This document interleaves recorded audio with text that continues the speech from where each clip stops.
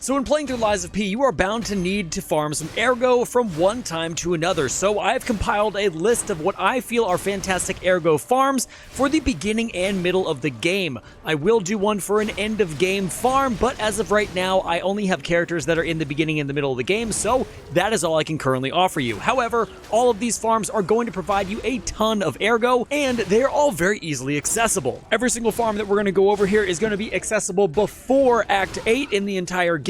So with that being said, let's go ahead and jump into the first farm. And with all that being said, I also recommend that you use the Hunter's Amulet, which is going to increase Ergo acquisition when killing enemies, and also use the Moonphase Pocketwatch. This is going to allow you to teleport to your last Stargazer, and it's going to make running these routes incredibly fast. So for our very first farm, we're going to head to the Rosa Isabel Street Culvert Stargazer, and this route is incredibly simple and incredibly fast. If you do this fast enough, you can get about 110,000 Ergo per hour, and you can also do this very early in the game. This is going to be in Act 6, so this is how it works. So you're going to start at the Stargazer, and you're going to immediately take a left and run through the gate. You're going to quickly gather up all the maids in the area, and you're going to run into this little outcropping here, because two of these exploding puppets are going to jump out at you, and if you time this correctly, you will take no damage, but they will blow up every single puppet that's there, and this will give you roughly about 1,500 Ergo every single time you do it. You'll then activate your Pocket Watch and teleport back to the Stargazer to repeat this process until you have enough Ergo. For our second farm on the list, you're going to head to the arcade, and you're going to follow the route that I'm showing you here on the screen. Once you get to this area, there's going to be two very large lumbering corpse monsters, and they're actually not that hard to kill. They lumber around, their attacks are very well telegraphed, and you can kill them very quickly, especially if you're running Motivity. It only takes me about 30 seconds to kill each one, and then I can use my Pocket Watch to get back to the Stargazers to repeat the process. There's also a few other very easy enemies in the area as well,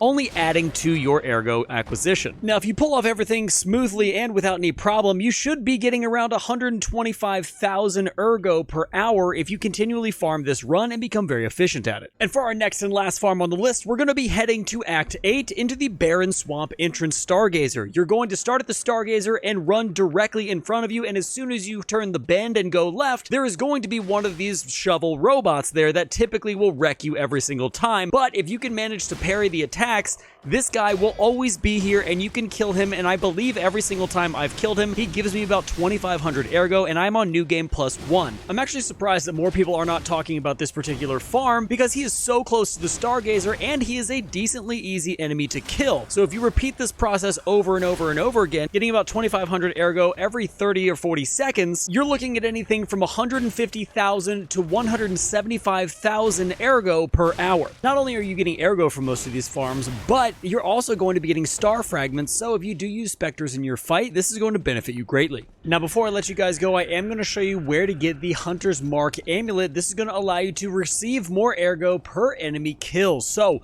you are going to start in the arcade, and you're going to follow the route that I'm showing you here on the screen. I have cleared out all of the enemies to make sure that you guys can see the route directly. There will be enemies along your way, but at the very, very end, when you get to the bottom of the stone cellar, there's going to be a Joker puppet, which in my opinion is the hardest enemy in the entire game, and there's about 4 to 6 of them throughout Lies of P, but all you need to do is kill him, and then he will drop this amulet for you. This version of the amulet is going to increase your Ergo acquisition by 6.5%, and I have no idea why you wouldn't have it by this time in the game, but the Moonphase Pocketwatch is going to be given to you from Sophia when you enter Hotel Crop for the first time. And guys, there you have it. There are 3 very viable Ergo farms here in Lies of P. Let me know some other ones down in the comments that you guys have been using, and I'm probably going to make a very, very early game Ergo farm video as well, because there are a few places that I found that I think are going to be really beneficial to people who are on their very first playthrough, so stay tuned for that. But thank you guys so much for watching to the end of the video. If you like the content, feel free to subscribe, hit the bell notifications. You guys can know when I'm making more content. I would appreciate it very much.